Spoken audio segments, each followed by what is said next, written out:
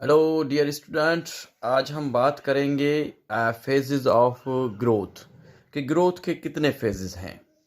अगर हम lower plant यानी कि ब्रायोफाइट की बात करेंगे तो ब्रायोफाइट में जस्ट इनलार्जमेंट होती है सेल डिवीजन के बाद।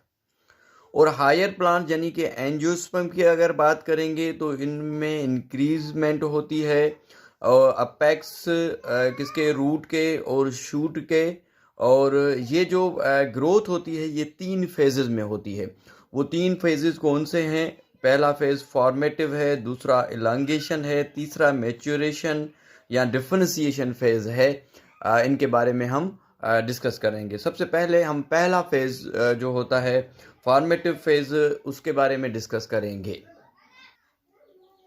जो पहला फेज है वो है फॉर्मेटिव फेज। फॉर्मेटिव फेज में क्या होता है कि सिर्फ जो रूट और शूट की टिप है यानी कि जो अपेक्स है वहीं पे जो है ये जो ग्रोथ है वो होती है।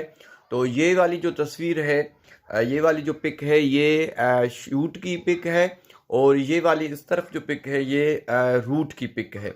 ये रूट की टिप है। यहाँ पे सेल ये जो जोन दिखाया गया है ये सेल डिवीजन का है। यहाँ पे सेल डिवाइड होते हैं टिप पे।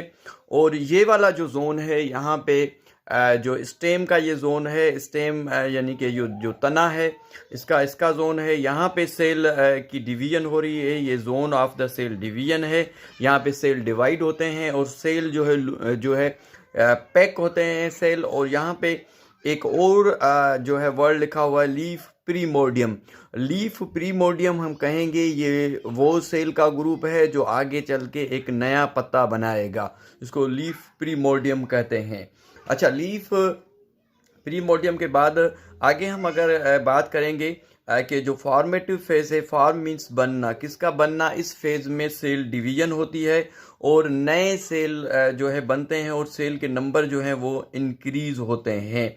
और आखिर में ये जो सेल है वो जो है लूजली पैक हो जाते हैं।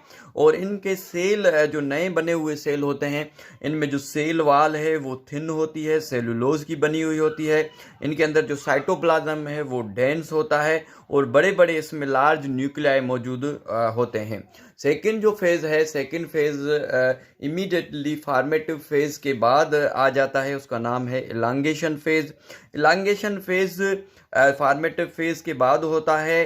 The cells here do not divide, यहाँ पे सेल डिवाइड नहीं होते, but on the account of their tight condition they enlarge and elongated until they reach their maximum size। यहाँ पे क्या होता है कि ये जो जोनेशन है ये स्टेम में इलांगेशन का जोनेशन है। सेल जो है इलांग होते हैं और अपनी एक जो मुकर्ररा उनकी जो मैक्सिमम साइज है वहाँ तक ये पहुँच जाते हैं। इनमें इलांगेशन का प्रोसेस होता है। और यहाँ पे रूट में भी आप जोन ऑफ इलांगेशन देख सकते हैं कि जस्ट सेल यहाँ पे इलांगेट हो रहे हैं। इलांगेशन के बाद जो फेज आता है उसको कहते हैं मैच्योरेशन फेज।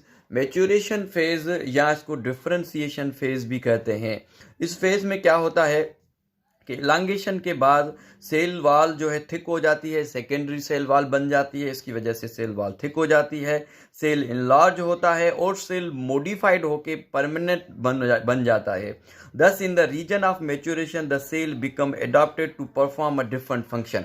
अगर आप इस जोन में, इसको मैं ज़रा सा ऐसे कर लूँ, इस जोन में आप देखेंगे जो मैच्योरेशन जोन है तो इलांगेशन के बाद जो है वो डिफरेंशिएशन जोन इसमें देखेंगे तो जो मैच्योरेशन जोन है अब जो है सेल में डिफरेंशिएशन हो गई है, यानी कि कैम्बियम सेल बन गए हैं, यहाँ पे जाइलम बन जाता है, फ्लोएम बन जाता है और मुख्तलिफ किस्म के सेल बन जाते हैं और हर सेल अपना अपना काम कर रहा होता है। डिफरेंशिएशन का प्रोसेस यहाँ पे हो जाता है। अगर रूट में आप देखेंगे तो रूट में भी परमानेंट जो है सेल बन जाते हैं, परमानेंट टिश्यू बन जाते हैं, जैसे जाइलम बन गया, फ्लोएम बन गया, स्क्लेरेन्काइमा बन गया, फाइबर्स बन गए, कॉर्टेक्स बन गए।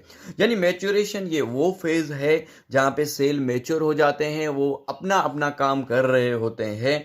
अब एक पर्टिकुलर मैच्योरिटी मैक्सिमम साइज तक पहुँच गए हैं और वो डिफ्रेंशिएट हो गए हैं और हर कोई सेल अपना अपना काम कर रहा है। तो आज हमने डिस्कस किया है फेजेस ऑफ द ग्रोथ। हमने जिक्र किया कि जो फेजेस ऑफ द ग्रोथ तीन रीजन्स में होते हैं। एक है इलांगेशन फेज, एक है फॉर्मेटिव फेज, एक एलांगेशन फेज और तीसरा है मैच्योरेशन या differentiation phase. Thank you so much.